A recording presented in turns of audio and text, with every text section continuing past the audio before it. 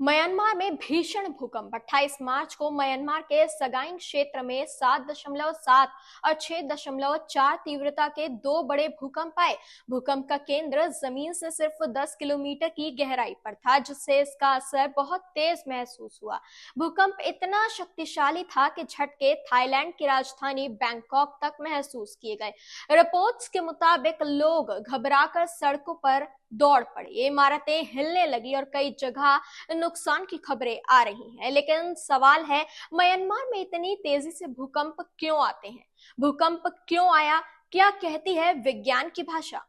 धरती tectonic plates पर टिकी हुई है, जो लगातार धीमी गति से खिसकती रहती है। जब ये प्लेटें आपस में टकराती हैं या खिसकती हैं, तो इससे जो ऊर्जा निकलती है वही भूकंप का कारण बनती है। म्यांमार का सगाइंग क्षेत्र भूकंप के लिहाज से बेहद संवेदनशील यानी कि सेंसिटिव है। ये भारत और बर्मा टेक्टोनिक प्लेट्स की बाउंड्री पर स्थित है। इस क्षेत्र में 1200 किलोमीटर लंबी फ्लैट लाइन मौजूद है, जिससे भूकंप आने की आशंका हमेशा ही बनी रहती है। इतिहास भी डराने वाला है। जी हाँ, अगर इतिहास पर नजर डालें तो म्यांमार में पहले भी भयानक भूकंप आ चुके हैं। 1946 में 7.7 तीव्रता का शक्तिशाली भूकंप आया था। 2012 में 6.8 तीव्रता का भूकंप दर्ज किया गया था और अब 2025 में फिर से 7.7 तीव्रता का झटका महसूस किया गया।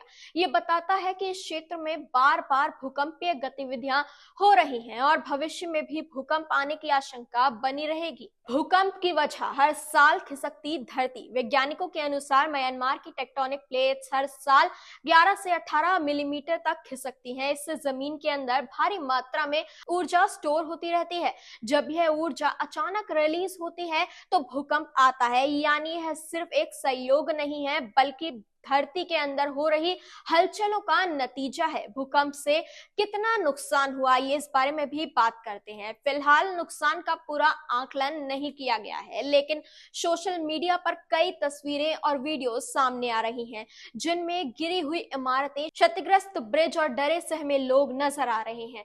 विशेषज्ञों का कहना है कि भूकंप का असर और भी गहरा हो सकता है, क्योंकि भूकंप का केंद्र बहुत सतह के करीब था। इससे झटके और भी जोरदार महसूस हुए। क्या आगे और बड़े भूकंप आ सकते हैं? भूवैज्ञानिकों के अनुसार इस क्षेत्र में भविष्य में और भी भूकंप आने की आशंका बनी हुई है। प्लेटों का मूवमेंट जारी है, जिससे जमीन के अंदर तनाव बढ़ रहा है। जब यह तनाव अचानक रिलीज होगा तो एक और बड़ा भूकंप आ सकता है। अब बात आती है कि क्या करना चाहिए।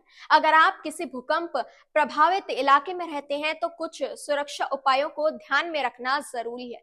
भूकंप आने पर खुले मैदान में जाएं और किसी इमारत से दूर रहें। टेबल या मजबूत फर्नीचर के नीचे छिपें, ताकि सिर और शरीर सुरक्षित रहे। अगर आप गाड़ी चला रहे हैं तो रुक जाएं और किसी पुल या ऊंची इमारत से बहुत ही ज्यादा दूर रहें।